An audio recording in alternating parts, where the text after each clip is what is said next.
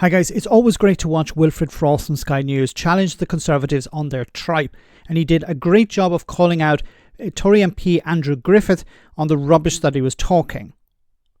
So as the UK faces the likelihood of tariffs, the Tories have been trying to take advantage of the situation by claiming that they would have done a better job of dealing with Donald Trump, which makes no sense whatsoever. Have a listen to this.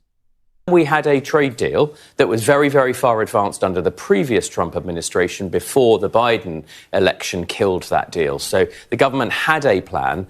They haven't taken advice from any of the preceding Conservative trade secretaries who were involved in those negotiations. Often behind the scenes, governments are a little bit more wise in taking advice. The reality is there is no plan. We're sitting here today with the prospect of tariffs being imposed later this week. Again, I'm surprised you point to his first term because the government has had 8 months to respond, in fact, only since November to respond to Donald Trump, and you had 4 years of the first term and you didn't get a trade deal. So again, I think that's a sort of bogus counter argument.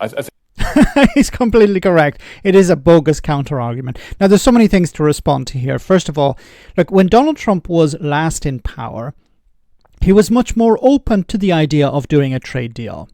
Now he's completely against the idea of trade deals because he's talking about imposing tariffs on everyone, not even just a select few countries, but on everyone. So he's against the idea of free trade. So I don't know how the Tories can say, why can't you do a trade deal with Donald Trump, when Donald Trump has done a complete U-turn on his political ideology, it seems. He was much more open to trade deals in the past, and now he's against the idea of trade deals. And even the trade deals that have been signed, he's tearing them up because he's imposing tariffs which are not supposed to be part of those agreements.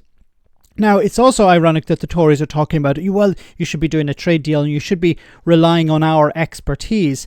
You're the same people who did a terrible trade deal with Japan, a terrible trade deal with New Zealand, and a terrible trade deal with Australia.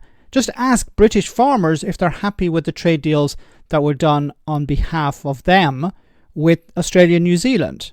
So why the Tories should be consulted on this makes no sense whatsoever. But once again, this idea of, well, you need to have a trade deal and, we had started the process of negotiating a trade deal, that's all gone now. Trump 2 is very different from Trump 1. He's also surrounded himself with people who are alien to the idea of doing trade deals. So it's not just Donald Trump, it's also his cabinet, it's also the people around him. They're of the idea of America first. To hell with everyone else. So the Tories demanding that Labour do a trade deal with the US, when we know that a trade deal would be catastrophic for many sectors of the UK economy. And this idea, well, we'll do a trade deal in order to avoid the tariffs, well, that's not working out very well. Now, maybe something will change because Donald Trump is extremely unreliable.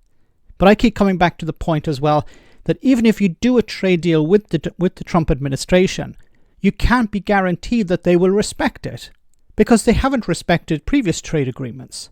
So what is the point in putting so much effort, so much political capital into having a trade deal with the US when you know that Donald Trump may not respect it? He may do a U-turn the very next day.